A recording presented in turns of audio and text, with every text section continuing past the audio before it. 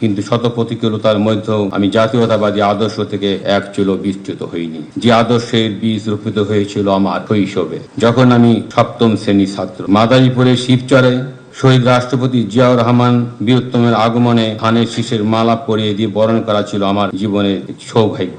পরবর্তীতে 1977 সাল থেকে 1981 সালের মধ্যে আরো 4 বার শহীদ রাষ্ট্রপতি জিয়াউর রহমান বীরোত্তমের সেনের স্পর্শে আসার আমার অনন্য সুযোগ হয়েছিল। সংসদের প্রথম অধিবেশনে বলেছিলাম যে পুলিশকে ম্যানেজ করে চলার যেটা সংস্কৃতি আছে সেটা থেকে মূলত হচ্ছে আমাদের দেশে পুলিশি যেই বিদ্যমান দুর্নীতিগুলো সৃষ্টি হয়। পরে যখন আরো বাস্তব চিত্র দেখলাম তখন আরো জানলাম যে এই ম্যানেজ করার প্রয়োজনটা মূলত হচ্ছে একটা প্রাতিষ্ঠানিক সমস্যার ফল।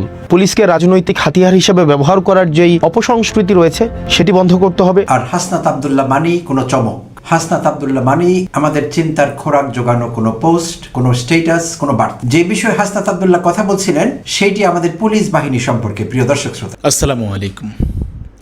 যারা এই মুহূর্তে ভিডিওটা দেখছেন, অনুরোধ করব ভিডিওটা সর্বোচ্চ পরিমাণে শেয়ার করবেন এবং শেষ পর্যন্ত দেখবেন। অনুরোধ থাকবে শেষ পর্যন্ত না দেখে কোথাও যাবেন না। খুবই গুরুত্বপূর্ণ ভিডিও নিয়ে বলতে পারেন উপস্থিত হয়েছি আপনাদের মাঝে। সাম্প্রতিক সময়ে নানা আলোচনা, সমালোচনা এবং বিতর্ক সৃষ্টি করেছে ঢাকা রেঞ্জের ডিআইজি রেজাউল করিম মল্লিকের দেওয়া একটি বক্তব্য।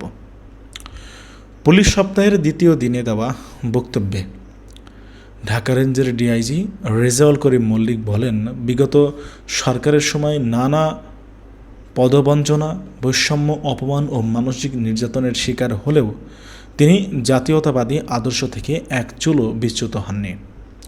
এরপর তার বক্তব্যটির এই অংশটি নিয়ে নানা ধরনের আলোচনা সমালোচনার জন্ম হয়। সকলেই বলে তিনি দেশ ও জনগণের স্বার্থে দায়িত্ব পালন করবে, নাকি জাতীয়তাবাদী আদর্শ পালন করতে গিয়ে কোনো দলের অন্তর্ভুক্ত করবেন তিনি।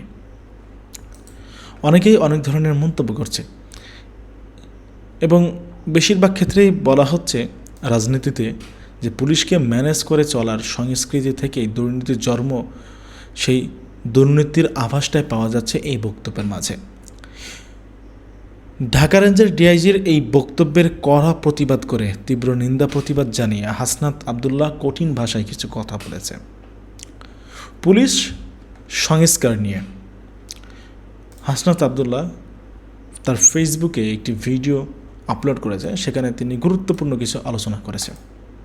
হাসনাত আব্দুল্লাহ উল্লেখ করেন যে আজকে পুলিশ বাহিনীকে আবারও দলীয়করণ করার চেষ্টা চলছে।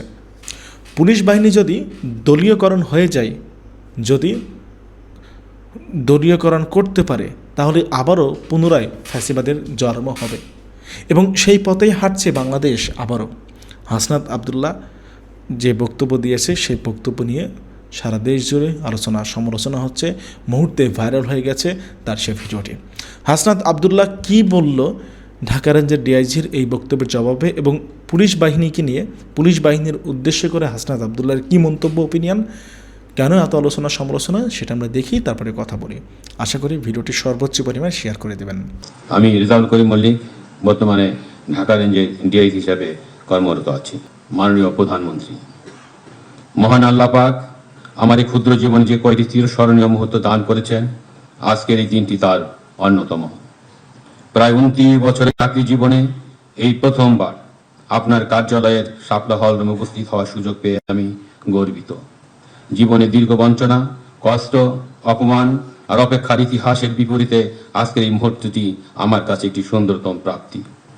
মাননীয় প্রধানমন্ত্রী, ঢাকা বিশ্ববিদ্যালয় অধ্যয়নকালে আমি কেন্দ্রীয়ভাবে জাতীয়তাবাদী আদর্শের রাজনীতির সাথে জড়িত ছিলাম বিধায় চাকরি জীবনের শুরুতেই মাত্র 17 মাসের মাথায় 1998 সালে আমার ব্যাচ থেকে শুধুমাত্র আমাকেই তৎকালীন ফ্যাসিস্ট সরকার চাকরি থেকে অব্যাহতি দেয়। এরপর 4.5 বছর শত অনিশ্চয়তা, অপমান আর সীমাহীন মানসিক যন্ত্রণা বয়ে বেরিয়েছি। সমাজের কাছে, আত্মীয় স্বজনের কাছে, এমনকি নিজের পরিবার পরিজনের কাছেও নিজেকে অসহায় মনে হতো। কিন্তু মহান রব্বুল আলামিনের অশেষ রহমতে এবং তৎকালীন মাননীয় প্রধানমন্ত্রী দেশনেত্রী বেগম খালেদা জিয়ার সরাসরি হস্তক্ষেপে আমি পুনরায় চাকরি ফিরে পাই। এরপর পেশাগত জীবনে নিষ্ঠা, সততা আর নিরপেক্ষতার সাথে চাকরি করে গেলেও বিগত ফ্যাসিস্ট আমলের 18 বছর একের পর এক পদবঞ্চনা, অপমান, বৈষম্য আর মানসিক নির্যাতনের শিকার হয়েছি। কিন্তু শত প্রতিকূলতার মধ্যেও আমি জাতীয়তাবাদী আদর্শ থেকে এক চুলো বিচ্যুত হইনি, যে আদর্শের বীজ রোপিত হয়েছিল আমার শৈশবে, যখন আমি 7ম শ্রেণীর ছাত্র। মাদারীপুরের শিবচরে শহীদ রাষ্ট্রপতি জিয়াউর রহমান বীরত্তমের আগমনে ধানের শীষের মালা পরিয়ে দিয়ে বরণ করা ছিল আমার জীবনের একটি সৌভাগ্য। পরবর্তীতে 1977 সাল থেকে 1981 সালের মধ্যে আরও 4 বার শহীদ রাষ্ট্রপতি জিয়াউর রহমান বীরত্তমের সেনের স্পর্শে আসার আমার অনন্য সুযোগ হয়েছিল। শহীদ রাষ্ট্রপতি জিয়াউর রহমান বীরত্তমের সাথে আমার শেষ দেখা হয় 1981 সালের 25 জানুয়ারি। তখন আমি 10ম শ্রেণীর ছাত্র। আজও আমার স্মৃতির মণিকোঠায় সেদিনটির স্মৃতি উজ্জ্বল।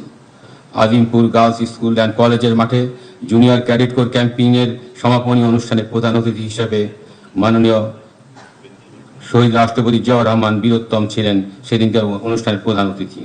অনুষ্ঠান শেষে শহীদ রাষ্ট্রপতি জিয়াউর রহমান বীরত্তমের সাথে করমর্দন করে গাড়ি পর্যন্ত এগিয়ে যায়। সে এক আলাদা শিহরণ, যেন আমি বিশ্ব জয় করেছি। তার কিছুদিন পরেই 1981 সালের 30শে মে শুনতে হলো বিষাদময় সেই খবর। নিজেকে সেদিন আর স্থির রাখতে পারিনি, কান্নায় ভেঙে পড়েছিলাম। আজ মহান রব্বুল আলমিনের কাছে অশেষ শুকরিয়া, বাংলাদেশের গণতন্ত্র, স্বাধীনতা ও জাতীয়তাবাদী চেতনা সেই মহান ব্যক্তিত্বের সান্নিধ্য পেয়ে আমার জীবন ধন্য হয়েছে। পুলিশ সপ্তাহের বিশেষ দিনে আমি শহীদ রাষ্ট্রপতি জিয়াউর রহমান বীরত্তমকে গভীর শ্রদ্ধা ভরে স্মরণ করছি। আমি পরম শ্রদ্ধার সাথে স্মরণ করছি 3 বারের সফল প্রধানমন্ত্রী, মাদার অব ডেমোক্রেসি, মুসলিম বিশ্বের 2য় নারী প্রধানমন্ত্রী, আপসহীন দেশনেত্রী বেগম খালেদা জিয়াকে। তার স্নেহ, মমতা ও আস্থা আমার মতো নির্যাতিত ও ত্যাগী কর্মকর্তার জন্য ছিল আশ্রয় সাহসের প্রতীক।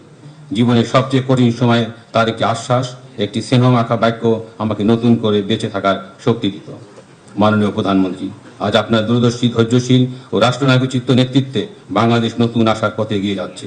দীর্ঘ সংগ্রাম ও ত্যাগের মধ্যে দিয়ে আপনি জাতীয়তাবাদী শক্তিকে পুনরায় ঐক্যবদ্ধ করেছেন এবং গণতন্ত্র পুনঃপ্রতিষ্ঠার আন্দোলনে নতুন প্রাণ সঞ্চার করেছেন। আপনার প্রতি অশেষ কৃতজ্ঞতা মাননীয় প্রধানমন্ত্রী। মাননীয় প্রধানমন্ত্রী, আজ আপনার সম্মুখে এসে আবেগ আপ্লুত হয়ে মনের গভীরে জমে থাকা কিছু স্মৃতির কথা ব্যক্ত করেছি। আমার ভুল ত্রুটি মার্জনা করার জন্য বিনীতভাবে আবেদন করছি মাননীয় প্রধানমন্ত্রী। পুলিশকে রাজনৈতিক হাতিয়ার হিসেবে ব্যবহার করার যেই অপসংস্কৃতি রয়েছে সেটি বন্ধ করতে হবে। পুলিশের আইনগত সুরক্ষা ও নিরাপত্তা নিশ্চিত করতে হবে। জনগণের সেবাপ্রাপ্তির অন্যতম মাধ্যম থানাগুলোকে আধুনিকায়ন করতে হবে। থানার যে প্রযুক্তিগত এবং পরিবহনগত যে অপ্রতুলতা রয়েছে সেটির সীমাবদ্ধতা নিরসন করতে হবে। সংসদের প্রথম অধিবেশনে বলেছিলাম যে পুলিশকে ম্যানেজ করে চলার যেটা সংস্কৃতি আছে সেটা থেকে মূলত হচ্ছে আমাদের দেশে পুলিশি যেই বিদ্যমান দুর্নীতিগুলো সৃষ্টি হয়। পরে যখন আরো বাস্তব চিত্র দেখলাম তখন আরো জানলাম যে এই ম্যানেজ করার প্রয়োজনটা মূলত হচ্ছে এটা প্রাতিষ্ঠানিক সমস্যার ফল। তো সেই জায়গা থেকে পরে আরো খোঁজ নিয়েছি এবং সবচেয়ে অ্যালার্মিং বিষয় কি জানেন, যখন খুন ও ডাকাতির মতো এই স্পর্শকাতর বিষয়গুলোর মামলা হয় এবং সেই মামলাগুলোর তদন্তের জন্য একটা তদন্ত কর্মকর্তার বরাদ্দ থাকে মাত্র 6,000 টাকা। এবং আরো বিষয় হচ্ছে এই 6,000 টাকা খরচ করার জন্য একাধিক কর্মকর্তাও বদলি হয়। তো দেখা যায় একাধিক কর্মকর্তা বদলি হচ্ছে, কিন্তু ওই 6,000 টাকাই কিন্তু আসলে বরাদ্দটা থেকে যাচ্ছে। তো আরো উদ্বেগের একটা বিষয় আছে। আমরা জানি আমাদের দেশ থেকে প্রত্যেক বছর বিপুল পরিমাণ অর্থ বিদেশে পাচার করা হয়েছে এবং এখনো পর্যন্ত বিভিন্ন সময়ে এই ধরনের ঘটনাগুলো ঘটে থাকে। এই অর্থ পাচার সম্পর্কিত যেই মামলাগুলো রয়েছে সেগুলোর তদন্তের জন্য একজন কর্মকর্তাকে মাত্র 3,000 টাকা হচ্ছে আপনার বরাদ্দ দেওয়া হয়। তাহলে এই 3,000 টাকা বা 6,000 টাকার মধ্য দিয়েই তদন্ত সংশ্লিষ্ট কার্যক্রমগুলোই হচ্ছে সম্পূর্ণ করতে হয় এই সরকারি যারা এএসআই আছে বা এসআই আছে বা তদন্ত কর্মকর্তা আছে তাদেরকে। সমস্যাটা বা বিপত্তিটা বাধে যেখানে সেটি হচ্ছে যে আপনি যখন দেখবেন একটা কর্মকর্তা যখন তদন্ত সংশ্লিষ্ট একটা জায়গায় সে কোন একটা জায়গায় 4-5 বার যায় তখনই দেখা যায় এই অর্থ শেষ হয়ে যায়। তো এই বাকি অর্থটা একটা তদন্ত কর্মকর্তা কোন জায়গা থেকে এসে সংগ্রহ করে, এই সংগ্রহ যে জায়গা থেকে করে এটা নামই হচ্ছে ম্যানেজ করা। সে ম্যানেজ করে নেয়। সে কোন জায়গা থেকে ম্যানেজ করে নেয়? সে যে বাদী থেকে ম্যানেজ করতে হয়, অথবা যে বিবাদী থাকে তার থেকে ম্যানেজ করতে হয়, সাক্ষী থেকে ম্যানেজ করতে হয়, তাকে বিভিন্ন প্রক্রিয়ায় সেই বিষয়গুলো ম্যানেজ করতে হয়।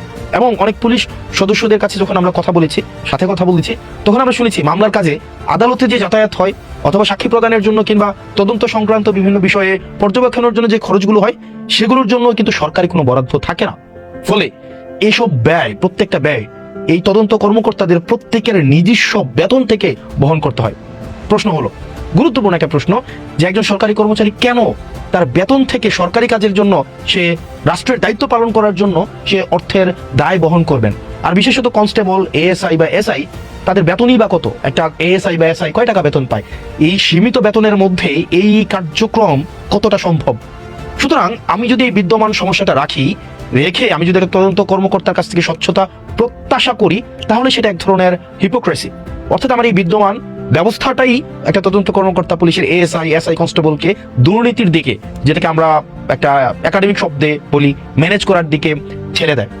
আরেকটা বিষয় হচ্ছে যে, এবং এটার মধ্য দিয়ে আমরা দেখতে পাই যে একটা দুর্নীতির স্থায়ী একটা প্রাতিষ্ঠানিক দায়মুক্তির ব্যবস্থা গড়ে ওঠে। এবং আমরা অনেক পুলিশের সাথে যখন কথা বলেছি, সেই পুলিশের আমরা অনেক পুলিশকে দেখেছি তাদের জায়গায় এক ধরনের আকুতি রয়েছে, এই ম্যানেজ করার কালচার থেকে তাদের বের হওয়ার এক ধরনের আগ্রহ রয়েছে। আরেকটা বিষয় দেখবেন আপনারা, একটা পুলিশের কিন্তু নির্দিষ্ট কর্মঘণ্টা নেই। আমরা সংসদে বলেছিলাম যে 15-16 ঘন্টা বা তারও বেশি সময় যে ওভারটাইম করানো হয়, সেটার জন্য যেন তাদেরকে ওভারটাইম দেওয়া হয়। কারণ তাদের যে চাকরির প্রকৃতি একটা জরুরি সেবামূলক কার্যক্রম, এবং তাদের জায়গা থেকে দেখা যায় আমাদের লোকবলের ঘাটতি রয়েছে, সেই জায়গা থেকে তাদের ওভারটাইম এবং জরুরি ভিত্তি বিবেচনা করে তাদের অনেক সময় তাদের প্রত্যাশিত বা তাদের বরাদ্দ কাজের থেকে বেশি সময় ডিউটি করতে হয়। সেই বিবেচনায় আমরা ওভারটাইম দেওয়াটা সেটা ন্যায্য। স্বরাষ্ট্রমন্ত্রী কথা দিয়েছেন, আমরা প্রত্যাশা করি সেই আশ্বাসটিকে উনি বাস্তবায়ন করবেন। পাশাপাশি আরো নিশ্চিত করতে হবে তাদেরকে যেন এই ম্যানেজ করে যে কালচার রয়েছে, সেই কালচার থেকে তাদেরকে বের হয়ে আসতে এই সরকার তার ব্যবস্থাপনা নেয়। একই সাথে সাথে সরকারি অন্যান্য চাকরিজীবীদের মতো পুলিশের সদস্যদের কর্মপরিবেশ এবং সপ্তাহে যে ছুটি রয়েছে, এই ছুটির ক্ষেত্রটি বিবেচনা করা যায় কিনা, কারণ তাদের মনস্তাত্ত্বিক সমৃদ্ধি, তাদের মানসিক প্রশান্তি বা মানসিক কার্যপ্রণালী পর্যবেক্ষণ করার জন্য ছুটির বিষয়টি বিবেচনা করা যায় কিনা রোস্টিং পদ্ধতির মধ্য দিয়ে, সেটিও সরকারকে বিবেচনা করতে হবে। একই সাথে সাথে আপনারা দেখবেন একটা পুলিশ কর্মচারীকে যেভাবে যে প্রক্রিয়ায় লেগুনাতে করে এনে খাওয়া দেওয়া হয় রাস্তার মধ্যে, আপনারা দেখবেন সেটি অমানবিক। এইভাবে আসলে আমরা চাই পুলিশের জীবনমান, তাদের যেই থাকার জায়গাটি রয়েছে, একই সাথে সাথে তাদের খাদ্যাভ্যাস, তাদের খাদ্য সরবরাহ করার যে প্রক্রিয়াটি, সেটি যেন মানসম্মত, স্বাস্থ্যকর এবং সম্মানজনক হয়, সেই বিষয়টি যেন নিশ্চিত করা হয়। এবং যে বিষয়টি গুরুত্বপূর্ণ, যে জনগণের একটা বড় অংশ এখনো পর্যন্ত বিপদে পড়লে পুলিশের কাছে যেতে দ্বিধাবোধ করে, এই অবিশ্বাসটা দূর করা জরুরি। এমন একটি পরিবেশ আমাদেরকে গড়ে তুলতে হবে যেখানে মানুষ প্রথমেই যেন পুলিশের শরণাপন্ন হয়, এবং পুলিশ যেন তার আস্থার জায়গায় মানুষ পুলিশকে নিয়ে আসে। এর জন্য প্রয়োজন আমাদের গুরুত্বপূর্ণ পরিবর্তন দরকার। যেমন পুলিশকে আমাদের না বলা শেখাতে হবে, এবং রাষ্ট্রীয় ট্রেনিংয়ের মধ্য দিয়ে সেটি নিশ্চিত করতে হবে আইন বহির্ভূত বা অন্যায়ভাবে কোনো নির্দেশ এলে তা প্রত্যাখ্যান করার মানসিকতা এবং সাহস পুলিশের থাকতে হবে। আপনারা জানবেন যে অনেক ক্ষেত্রেই দেখা যায় প্রভাবশালী ব্যক্তি বা মহল পুলিশের উপরে চাপ সৃষ্টি করে অনেক সময় বেআইনি এবং নীতিবিরুদ্ধ কাজ করতে পুলিশকে বাধ্য করে। সেই জায়গা থেকে আমরা চাই পুলিশ বের হয়ে আসুক, পুলিশ না বলা শিখুক। এমনকি এই জায়গাতে আমরা জনপ্রতিনিধি যারা আছি, আমরা এই সংস্কৃতির বাইরে নয়, আমরা জেনে না জেনে, চেতন বা অবচেতন মনে আমরা এই সংস্কৃতির অংশ হয়ে যাই। সেজন্য পুলিশকে আমরা চাই অন্যায্য, আমরা চাই না কোনো যেই জিনিসটা লফুল না, এই ধরনের কোনো অর্ডার যেন তারা বাস্তবায়ন না করে। সেই জায়গায় পুলিশের না বলার এই সাহস এবং পেশাগত সততা পুলিশের থাকা উচিত। পুলিশকে অবশ্যই আমরা একই সাথে সাথে এটাও বিশ্বাস করি যে পুলিশের অবশ্যই সরকারের ঊর্ধ্বতন কর্তৃপক্ষের আইনসম্মত নির্দেশ পালন করতে হবে। এটাই হচ্ছে শৃঙ্খলার ভিত্তি। তবে বেআইনি নির্দেশ মানার কোনো ধরনের বাধ্যবাধকতা থাকতে পারে না। কারো বিরুদ্ধে সুনির্দিষ্ট অভিযোগ বা গ্রেফতারি পরোয়ানা থাকলে আইনানুগ ব্যবস্থা নেওয়া হবে, এটাই স্বাভাবিক। কিন্তু আইনের বাইরে গিয়ে কাউকে বাসা থেকে তুলে নিয়ে আসা হবে, গ্রেফতার করা হবে, গুম করে ফেলা হবে, সেটি কখনোই গ্রহণযোগ্য হতে পারে না। এই অবস্থান যদি আমরা পরিবর্তন করতে চাই, তাহলে পুলিশের প্রত্যেকটা সদস্যদের আইনি সুরক্ষা নিশ্চিত করতে হবে, এবং সেটির জন্য আমাদের আমাদের ঐক্যমত্য প্রয়োজন আছে।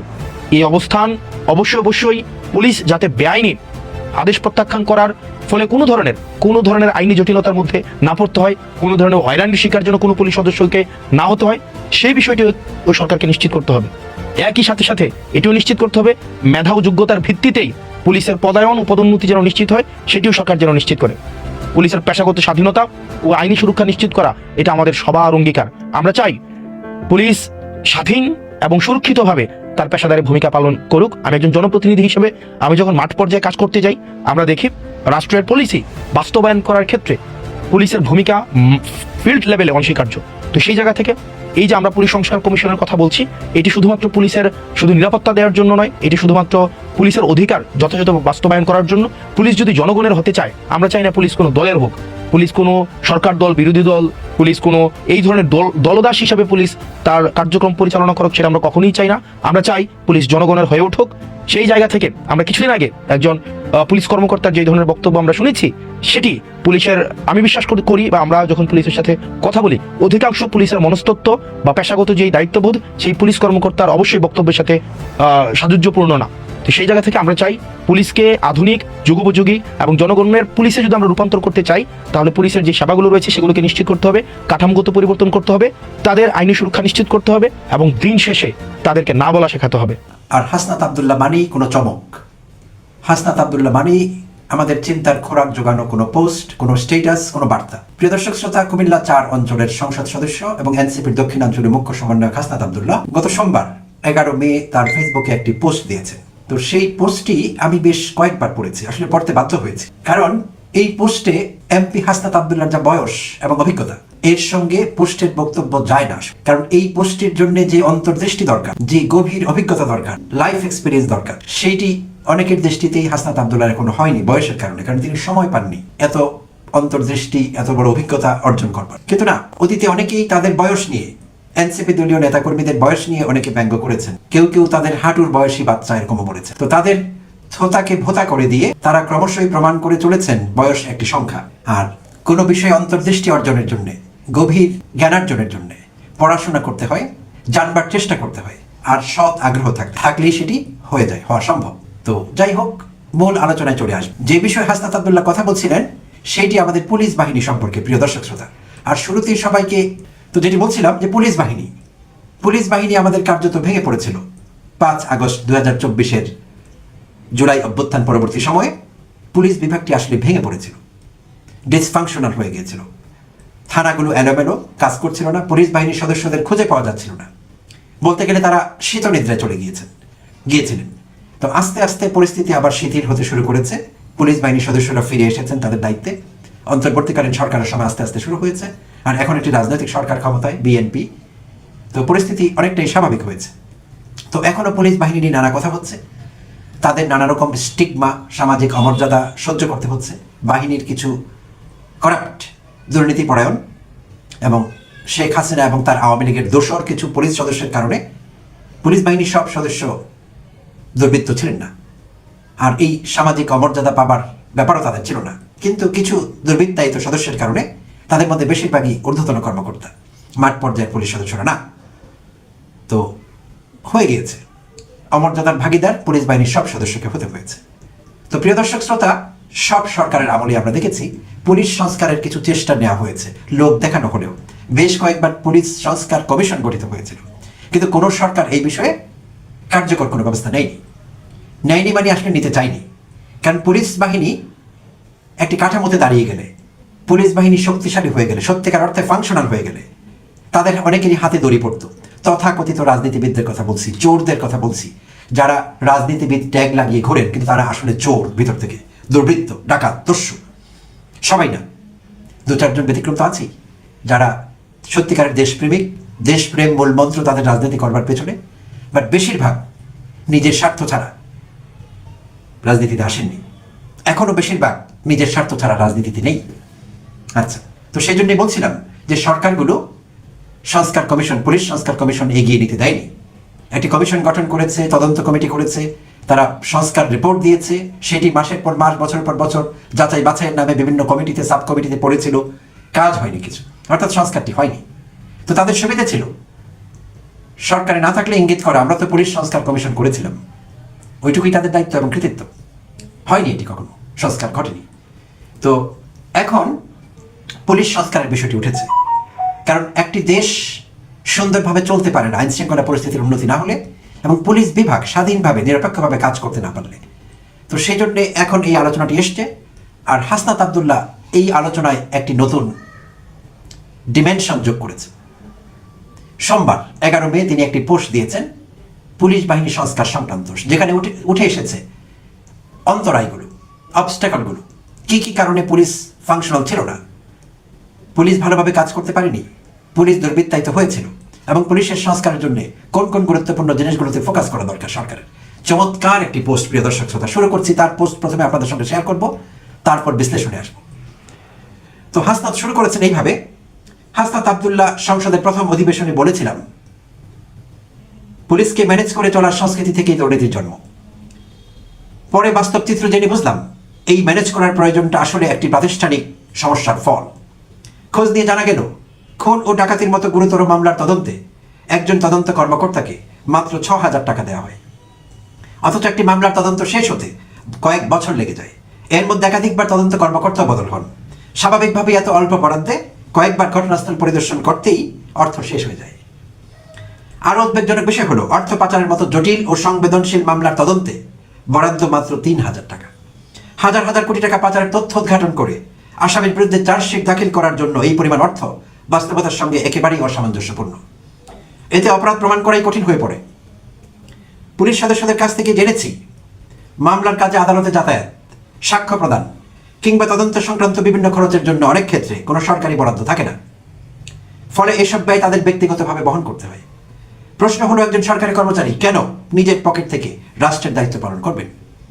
বিশেষ করে কনস্টেবল, ASI বা SI পদে কর্মরতদের সীমিত বেতনে তা কতটা সম্ভব? এই বাস্তবতাই তাদেরকে অনাকাঙ্ক্ষিত উপায়ে অর্থ জোগাড়ে বাধ্য করে, যা একসময় দুর্নীতির চক্রকে স্থায়ী করে তোলে। সংসদে বলেছিলাম, প্রতিদিন 15 থেকে 16 ঘন্টা দায়িত্ব পালন করা পুলিশ সদস্যদের জন্য যেন ওভারটাইম দেওয়া হয়। স্বরাষ্ট্রমন্ত্রী গতকাল এই বিষয়ে আশ্বাস দিয়েছেন। এখন প্রয়োজন এর বাস্তবায়ন। পাশাপাশি নিশ্চিত করতে হবে, পুলিশ যেন কাজ চালাতে গিয়ে কাউকে ম্যানেজ করতে বাধ্য না হয় এবং কারো কাছে হাত পাততে না হয়। এর জন্য পর্যাপ্ত বাজেট বরাদ্দ অত্যন্ত জরুরি। পুলিশ সদস্যদের কর্মপরিবেশের দিকেও নজর দেওয়া প্রয়োজন। অন্যান্য সরকারি চাকরিজীবীরা সপ্তাহে 2 দিন ছুটি পান এবং নির্ধারিত কর্মঘণ্টা অনুসরণ করেন, কিন্তু পুলিশের ক্ষেত্রে সাপ্তাহিক ছুটি প্রায় নেই। জনবল সংকট ও জরুরি সেবার প্রকৃতির কারণে অতিরিক্ত কর্মঘণ্টা হয়তো অনিবার্য, কিন্তু তার যথাযথ প্রতিদান, ওভারটাইম অবশ্যই নিশ্চিত করা উচিত। একই সঙ্গে মাঠ পর্যায়ে দায়িত্ব পালনকারী সদস্যদের জন্য মানসম্মত, স্বাস্থ্যকর ও সম্মানজনক খাবারের ব্যবস্থাও তাদের প্রাপ্য অধিকার। জনগণের একটি বড় অংশ এখনো বিপদে পড়লে পুলিশের কাছে যেতে দ্বিধা করে। এই অবিশ্বাস দূর করা জরুরি। এমন একটি পরিবেশ গড়ে তুলতে হবে যেখানে মানুষ প্রথমেই পুলিশের শরণাপন্ন হতে আস্থা পায়। এর জন্য একটি গুরুত্বপূর্ণ পরিবর্তন প্রয়োজন। পুলিশকে না বলতে শেখাতে হবে। আইন বহির্ভূত বা অন্যায় কোনো নির্দেশ এলে তা প্রত্যাখ্যান করার মানসিকতা ও সাহস থাকতে হবে। অনেক ক্ষেত্রে দেখা যায়, প্রভাবশালী ব্যক্তি বা মহল পুলিশের উপর চাপ সৃষ্টি করে বেআইনি কাজ করাতে চায়। এমনকি আমরা জনপ্রতিনিধিরাও কখনো কখনো অজান্তেই এই সংস্কৃতির অংশ হয়ে যায়। এই প্রবণতা থেকে বেরিয়ে আসা জরুরি। পুলিশ অবশ্যই সরকারের ঊর্ধ্বতন কর্তৃপক্ষের আইনসম্মত নির্দেশ পালন করবে, এটাই শৃঙ্খলার ভিত্তি। তবে বেআইনি নির্দেশ মানার কোনো বাধ্যবাধকতা থাকতে পারে না। কারো বিরুদ্ধে সুনির্দিষ্ট অভিযোগ বা গ্রেপ্তারি পরোয়ানা থাকলে আইনানুগ ব্যবস্থা নেওয়া হবে, এটাই স্বাভাবিক। কিন্তু আইনের বাইরে গিয়ে কাউকে গ্রেপ্তার করা বা হয়রানি করা কখনোই গ্রহণযোগ্য নয়। এই অবস্থান বাস্তবায়নের জন্য পুলিশ সদস্যদের আইনি সুরক্ষা নিশ্চিত করতে হবে, যাতে বেআইনি আদেশ প্রত্যাখ্যান করার কারণে তারা কোনো ধরনের হয়রানির শিকার না হয়। একই সঙ্গে মেধা ও যোগ্যতার ভিত্তিতে পদায়ন ও পদোন্নতি নিশ্চিত করা অত্যন্ত গুরুত্বপূর্ণ। পুলিশের পেশাগত স্বাধীনতা ও আইনি সুরক্ষা নিশ্চিত করা আমাদের অঙ্গীকার। তবে আজ একজন পুলিশ অফিসারের বক্তব্য শুনে একটি প্রশ্ন থেকেই যায়, আমরা যেভাবে পুলিশের জন্য এই স্বাধীনতা ও সুরক্ষা নিশ্চিত করতে চাই, পুলিশ বাহিনী নিজেও কি তা অর্জনে সমানভাবে প্রস্তুত? প্রিয় দর্শক শ্রোতা, এই প্রশ্নের উত্তর আমাদের কাছে আসলে এই মুহূর্তে নেই। কারণ প্রতিটি রাজনৈতিক সরকারের আমলে পুলিশ বাহিনীর সদস্যরা চেষ্টা করেছে যতটুকু সম্ভব সেই দলের, সেই মতের নীতি আদর্শের সঙ্গে মানিয়ে চলতে, তাদের হুকুম আহকাম মেনে চলতে এবং তাদের হ্যাঁতে হ্যাঁ নাতে না মিলিয়ে চলতে। হ্যাঁ ভাই, যে সিস্টেমটা দিয়ে দেশ চলে, এই সিস্টেমটার কারণে যারাই ভাই নির্বাচন করে সরকারে আসছেন, কম আর বেশি সবাই ফেসিবাদ ছিলেন। অতীতের পত্র পত্রিকা গুলা ঘাটেন, সামনে নিয়ে আসেন, সামনে নিয়ে আসলেই বুঝতে পারবেন সবাই কম বেশি ফেসিবাদ ছিল। কারণ এই সিস্টেমের কারণে, এই সিস্টেমটাকে ভাঙ্গা চুইরা না নর্দমায় ফেলে দিতে হবে। এই সিস্টেমটাকে গলা চিপা মাইরা ফেলতে হবে। এই সিস্টেম থাকলে এই দেশের কোনো উন্নতি হবে না, কিচ্ছু হবে না। আমরা কি চাই? আমরা চাই এই যে আইন বিভাগ, যারা আইন পরিচালনা করে, তারা স্বাধীনভাবে আইন পরিচালনা করবে। তারা দেখবে না, তাদের দেখা উচিত হবে না কে জামাত ইসলাম করে, কে বিএনপি করে, কে জাতীয় পার্টি করে, কে আওয়ামী লীগ করে, তাদের কি দেখা উচিত? নিশ্চয়ই দেখা উচিত না। কিন্তু আমরা কি ওই সিস্টেম থেকে বাইরে আসতে পারছি? পারি নাই। এই যে পুলিশ দিবসে আমি দেখলাম আমাদের মাননীয় প্রধানমন্ত্রী নিজে বলতেছে আপনাদেরকে জনগণের বন্ধু হইতে হবে। কাকে বলতেছে? আমাদের পুলিশ ভাইদেরকে বলতেছে জনগণের বন্ধু হইতে হবে। থানায় মানুষ কখন যায়? বিপদে পইরা যায়। বিপদে পইরা যে মানুষটা থানায় যাবে তার পাশে আপনাদের দাঁড়াইতে হবে। উনি কিন্তু এমন কথা বলে নাই যে আপনাদেরকে বিএনপি করতে হবে, জাতীয়তাবাদী দল করতে হবে, এরকম কথা কি বলছে? বলে নাই। কিন্তু দেখেন ওইখানে একজন পুলিশের এত বড় একজন অফিসার কিভাবে এই কথাগুলা বলতেছিল। জাতীয়তাবাদী পুলিশ আবার কবে থেকে আসলো এই দেশে? পুলিশ কেন কোন দলকে সাপোর্ট করবে? ওই অনুষ্ঠানে কিন্তু মাননীয় প্রধানমন্ত্রী বসা। আমি বিশ্বাস করতে চাই মাননীয় প্রধানমন্ত্রী উনার এই কথাগুলা পছন্দ করবে না, কারণ উনি তো নিজেই বলতেছে পুলিশকে নিরপেক্ষ থাকতে। আর পুলিশ যদি কোনো দলের সাথে থাকে, ওই যে বেগম খালেদা জিয়া বলছে না, কি গোপালী নাকি গোপালী, গোপালগঞ্জে পাঠিয়ে দিব। পুলিশ যদি কোনো দলের পক্ষে থাকে তাহলে কি দেশে কোনো উন্নতি হবে? ঘোড়ার ডিম উন্নতি হবে। দেশ যেভাবে ছিল ওই রকমই থাকবে। এই সিস্টেমটা ভাঙার জন্যই তো এই যে সংস্কার করা হয়েছিল। গণভোটের আমরা রায় চাই কেন? ওই রায়ের মধ্যেই তো সংস্কার লুকায় আছে। ওই সংস্কার না হওয়া পর্যন্ত এই দেশ এরকমই থাকবে, কোনো সিস্টেম চেঞ্জ হবে না। প্রিয় দর্শক, আপনারা দেখতে পারলেন। ব্যক্তিগত অভিব্যক্তি অবশ্যই কমেন্টে উল্লেখ করে জানাবেন আপনারা কি বলতে চান, আপনাদের কি বলার রয়েছে, আসলে কি বলবেন। হাসনাত আব্দুল্লাহ তিনি যে কথা বলেছেন নিঃসন্দেহে প্রশংসা করার মতো। সবসময় সৎ সাহসিকতার সঙ্গে সত্য কথা বলে। এবং কোন সময় দেখেছেন আপনারা হাসনাত আব্দুল্লাহ চুপ করেছিল? প্রতিটি অন্যায় অনিয়মের বিরুদ্ধে সোচ্চার হাসনাত আব্দুল্লাহ প্রতিটি বিষয়েই তিনি প্রতিবাদ করেছেন। হাসনাত আব্দুল্লাহর মতো যদি সকলেই হতো তাহলে দেশটা মুহূর্তেই পরিবর্তন হয়ে যেত, নিমেষেই। বাংলাদেশটা সোনার বাংলায় পরিবর্তন হতে রূপ নিতে বেশি সময় লাগতো না। কিন্তু বড়ই আফসোস এবং দুঃখের বিষয়, হাসনাত আব্দুল্লাহর মতো মানুষ কয়জনই বা আছে দেশে? কয়জনই বা হাসনাত আব্দুল্লাহর মতো দেশ ও দেশের মানুষকে ভালোবেসে রাজনীতি করে? প্রিয় দর্শক, আপনারা জানাবেন আপনাদের অভিব্যক্তি, ওপিনিয়ন কি থাকবে, আপনারা কি বলবেন হাসনাত আব্দুল্লাহর মন্তব্য এবং বক্তব্য নিয়ে। আমাদের চ্যানেলে নতুন হয়ে থাকলে অনুরোধ করব আপনাদেরকে, আপনারা আমাদের চ্যানেলটি সাবস্ক্রাইব করে রাখবেন, ভিডিওটি সর্বোচ্চ পরিমাণে শেয়ার করবেন। আমাদের চ্যানেলটি সাবস্ক্রাইব করে অবশ্যই পাশে থাকা বেল বাটনটি ক্লিক করে রাখবেন যাতে পরবর্তী সমস্ত আপডেট আপনাদের কাছে সবার আগে পৌঁছায়। আল্লাহ হাফেজ।